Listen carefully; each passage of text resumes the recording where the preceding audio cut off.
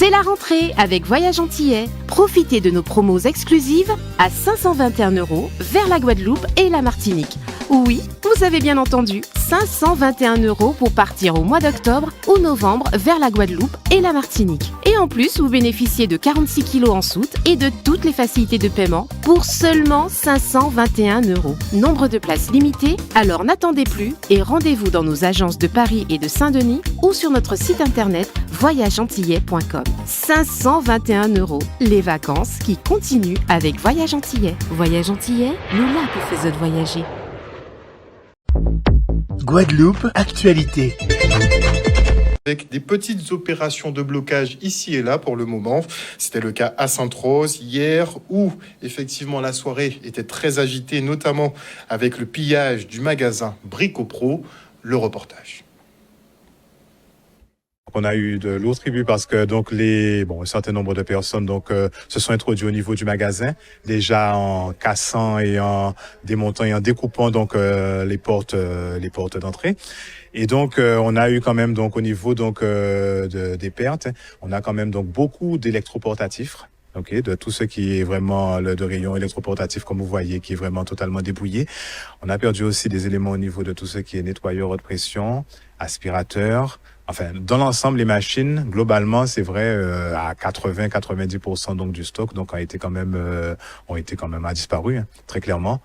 Alors, à d'autres éléments aussi, comme les cannes à pêche, des soucis aussi au niveau du cuivre, au niveau des câbles électriques. Donc, en effet, oui, quand même, beaucoup de rayons et des rayons avec de la valeur, quand même, qui ont été touchés. Beaucoup d'outils aussi, de l'outillage à main aussi. Donc, des marteaux, des pieds de biche, des disques aussi pour meules.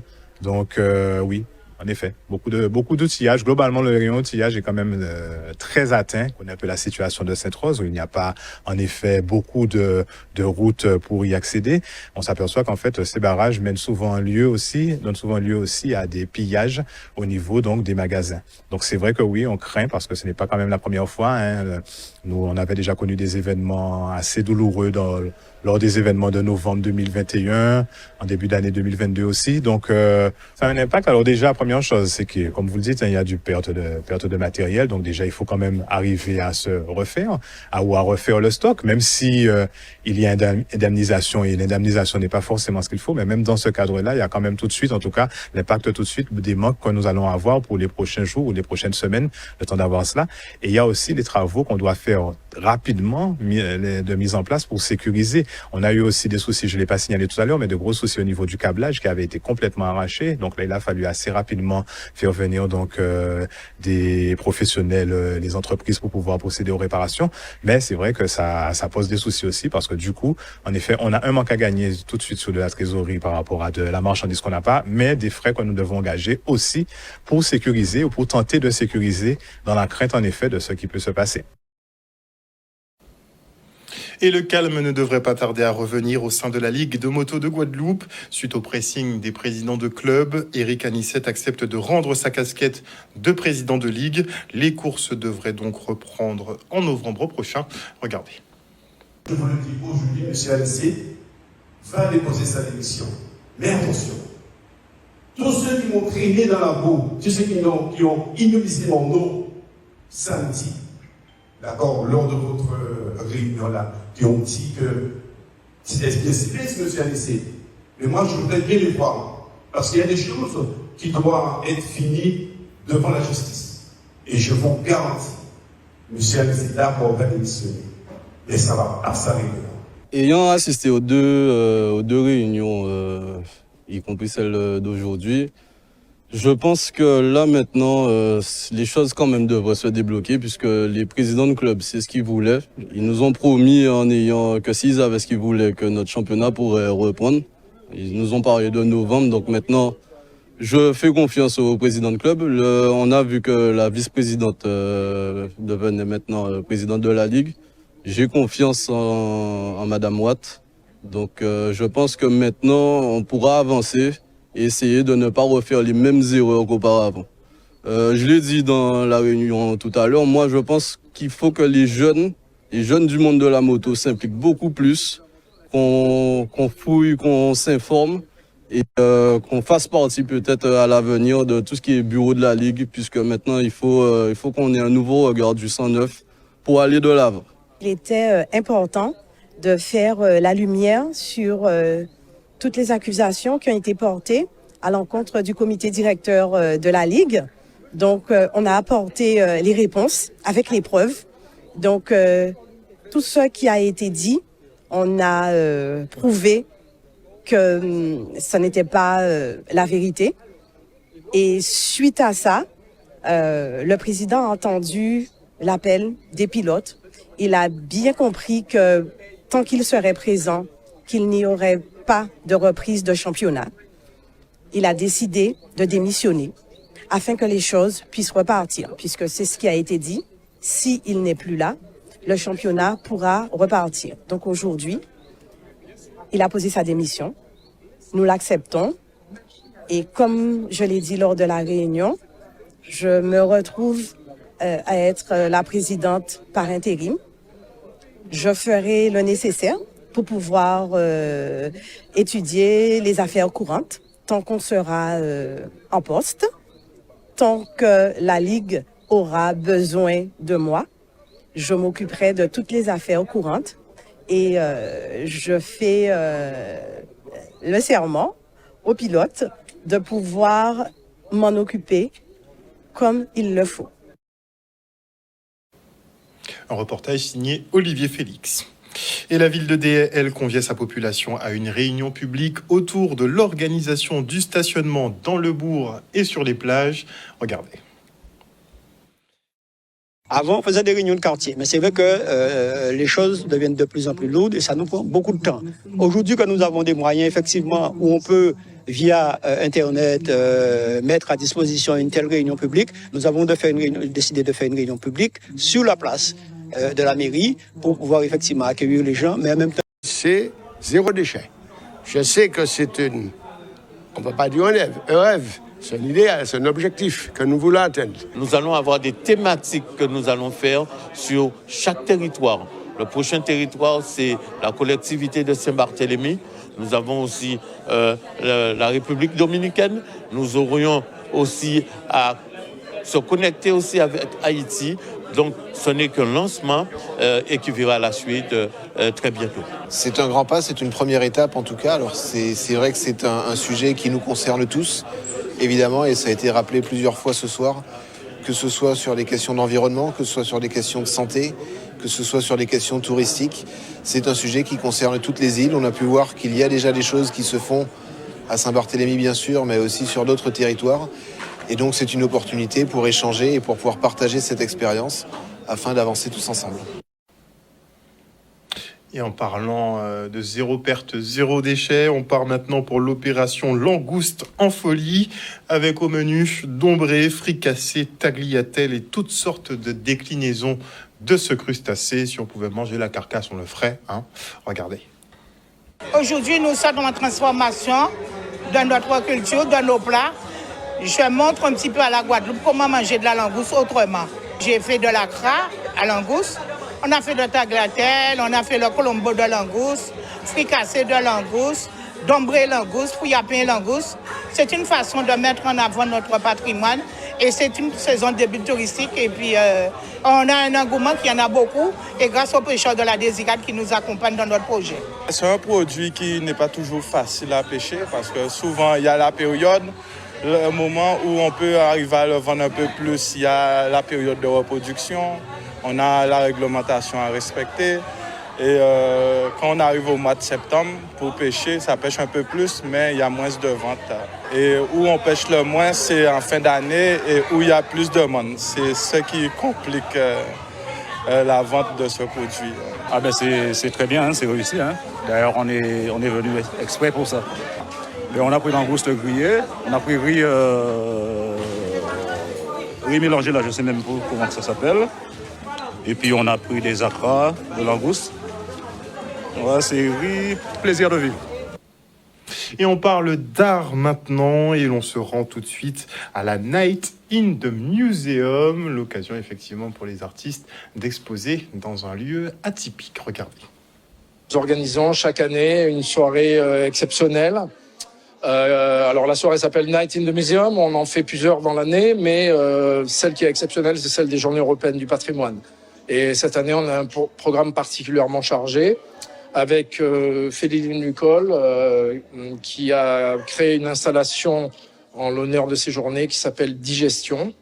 Après, on a une performance à venir de Thierry Allais, qu'on ne présente pas, puisqu'il est également le créateur de Pool Art Fair et l'organisateur. On a aussi on a aussi Yves Bersion qui présente 2 installations vidéo interactives. Yes Woo qui sera en live graph. On a également un quartet de jazz avec sous la houlette de Joël Larochelle. Je restitue ma réflexion sur un objet que Vincent et moi nous avons en commun, c'est la boîte de conserve. Lui, c'est la boîte de Gigos, parce qu'il a un espace avec des objets d'antan. Et moi, la boîte de conserve, parce que j'en collecte beaucoup. Donc, ça me permet de réfléchir beaucoup. Donc là, tout le travail qui a été fait là, que je restitue, a été fait sur la base d'une boîte de conserve. Donc, déstructurer la boîte, voir comment je peux torturer le matériau, le contorsionner, le percer, le couper, etc. pour trouver des choses, pour dire que dans cette boîte de conserve, il y a un potentiel de création. J'allais dire, comme tous les soirs, c'est une notion d'identité forte, des gens qui sont... je m'aperçois de plus en plus je travaille avec les artistes locaux surtout. Dans l'art, on trouve cette forme de résilience, cette notion d'identité qui est extrêmement présente et qui est vraiment intéressante parce qu'on retrouve des démarches autour de l'histoire. Mais quand je dis l'histoire, c'est alors l'histoire avec un grand H, où ça peut être son histoire. C'est-à-dire, on a besoin, c'est comme l'art est en fait une sorte d'élixir de vie qui a besoin d'être véhiculé. Et de plus en plus, je me réfère à ça. Et les artistes que je choisis ont cette ligne de conduite et ce fil conducteur. Je réutilise la chose. Simplement que je suis artiste plasticienne aujourd'hui, je réutilise le pot et je vais encore plus loin en mettant dessus comme une recherche d'esthétique. Qu'est-ce que je peux faire à part de conserver la boîte pour mettre des plantes, etc. Qu'est-ce que moi, l'artiste, a à dire là-dessus? Donc, on m'a appris à regarder un objet et à imaginer comment je pourrais le réutiliser par sa solidité, par sa résistance aux éléments, etc. Donc, c'est ça que je fais, mais de manière artistique. On part maintenant pour le 2e salon du sport au gymnase Gaël Monfils à Petit-Bourg. Une 50aine d'exposants étaient présents pour vous inciter à pratiquer une activité physique tout au long de l'année. Regardez. L'enjeu pour les associations, c'est d'échanger avec les visiteurs, prendre aussi de nouvelles adhésions, mais je tiens quand même à dire, on ne remplace pas la rentrée que chaque ville fait au début du mois de septembre pour les associations. Ce n'est pas la rentrée des associations, je confirme bien, ce n'est pas la rentrée des associations, mais les associations ont leur place aussi avec nous au salon du sport. Pourquoi c'est important pour moi, c'est que c'est pour la jeunesse guadeloupéenne, c'est pour le peuple guadeloupéen et surtout que c'est un salon basé sur le sport pour tous. Donc, il y a une accessibilité pour tout le public et je suis référent handicap aussi. Donc, pour moi, ça convient à mes valeurs. Donc, je me devais de parrainer le salon du sport qui est porté sur un domaine d'inclusion et le sport pour tous. La Fédération française du sport d'entreprise, Ligue Guadeloupe, est une fédération multisport qui possède plus de 30 disciplines sportives et son objectif, c'est d'inciter les chefs d'entreprise ainsi que les salariés à pratiquer une activité physique et sportive. Mettre une découverte de disciplines à disposition de la population, je trouve que c'est bien parce que souvent, la population a des préjugés, des a priori sur certains sports. Par exemple, notamment les arts martiaux. Donc, pouvoir venir essayer, ça donne une autre image. Et disons que c'est la pratique qui permet d'avoir une expérience et de se faire à l'idée de est-ce que la discipline est bien ou elle n'est pas bien. Donc, ça permet de pratiquer. Je trouve ça vraiment, vraiment bien parce que on peut pas avoir des préjugés, mais sans avoir essayé. Et souvent, on découvre une discipline et c'est pas du tout l'idée qu'on se faisait de la discipline. C'est vraiment important pour nous de pouvoir mettre en avant la culture d'un point de vue fitness, parce que pour nous, c'est la solution, en fait, pour vraiment réussir et pour vraiment avoir des résultats, de vraiment intégrer notre culture et pas la mettre de côté comme on a l'habitude de faire. Donc, faire passer ce message, c'est ce qu'on fait aujourd'hui à travers notre conférence qui sera dans quelques heures et aussi notre stand où on propose notre livre de recettes, le Creole Fit Cookbook, et une dégustation justement de recettes tirées du livre. Parlons maintenant de l'église de Trois-Rivières, qui est lauréate du Loto du patrimoine. Et l'édifice bénéficie donc de 470 000 € pour sa rénovation. Le reste en images. C'est un projet de co-construction où les joueurs se mobilisent autour des offres de la Française des Jeux, en l'occurrence l'Auto Mission Patrimoine et l'ICO Mission Patrimoine, où les sommes qui étaient normalement dédiées à l'État sont reversées à la Fondation du Patrimoine afin de préserver ce dernier. Donc il y a une mobilisation qui est significative sur notre département et aujourd'hui nous avons le plaisir de remettre le chèque symbolique pour une valeur de 470 000 €. Rénover coûte cher. Rénover demande du temps et rénover réclame une attention particulière. Et c'est vrai que depuis 2018, il y a eu beaucoup de projets qui ont été lauréats et très peu, pour l'instant, qui ont abouti à un aboutissement, qui ont été concrétisés, je dirais.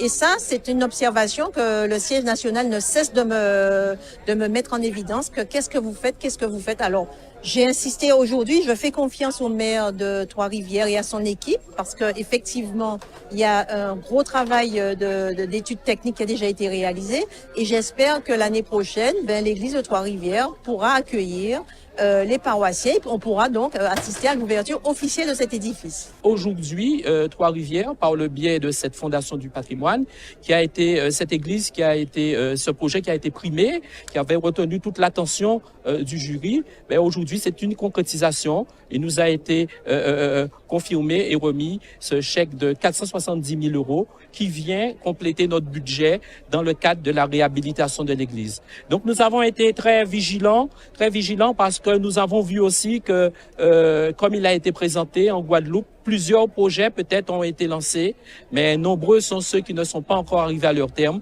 Nous pensons mettre l'énergie suffisante et porter à réalisation ce projet pour que Trois-Rivières puisse retrouver son église. Je rappelle, une église qui a été frappée depuis le 21 novembre 2004 et qui a été très fragilisée et fermée depuis. Et c'est la raison pour laquelle nous sommes heureux à cœur pour cette population de lancer cette opération et lui permettre d'arriver à son terme. Voilà. Outremernews.fr, le site de l'actualité Outre-mer, 24 heures sur 24 et 7 jours sur 7.